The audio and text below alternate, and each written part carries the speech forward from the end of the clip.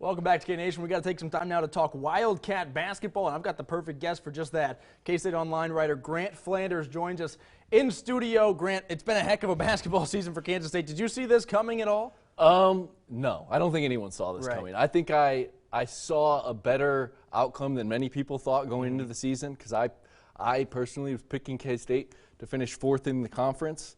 Everyone else seemed last place, which is totally understandable considering the last 3 seasons. But, you know, what they put together, I felt like this could be a decent season. Yeah, and it all starts with Jerome Tang, obviously the staff he's built, the roster he's built. Jerome Tang, I think, is just different than any other coach that we've ever seen, right? He's jumping up on the tables, delivering messages to students.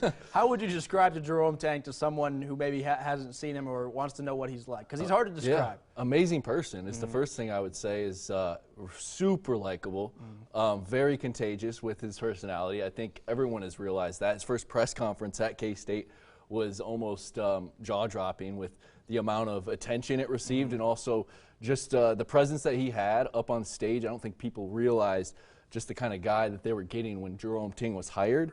And it's shown through and through, and he's a good basketball coach, and that's shown up already.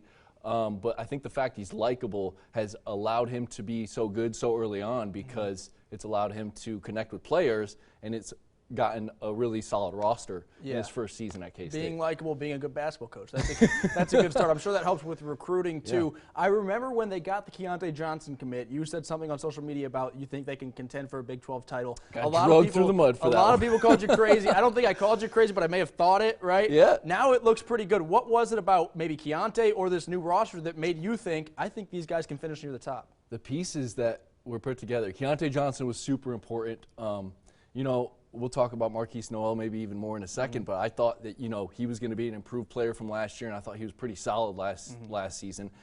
Even with better pieces around him, he can be even better. And then, you know, Desi Sills was a big one too as well. He was a guy that came in late, but once it was decided he was going to be on campus, I was pretty set in stone. This roster is good enough to compete. Now can Jerome Tang, can he coach? I don't think Kansas State would have hired him had, you know, they'd not thought he could coach. I mean, sometimes it doesn't work out for schools, but it seems to be working out in the early going for Kansas State. Yeah. You mentioned Markquis Nowell. We got to talk about him, obviously. He was good last year, but he's on another level. It felt like last year he made some electric plays and he made some really frustrating plays. This year it feels like we have way more electric plays and way fewer frustrating plays, right? And that's the thing with him. You have to take the frustrating plays with the good plays, because that's just how he gets things done. But he absolutely has improved from a year ago. And I think part of it is the pieces around him. He's always had the same mindset, but he's also in the gym more. That helps as well. I mean, he talks about how he's in the gym all the time. And then you have a guy like Keontae Johnson as your sidekick. Not a bad player to have alongside you.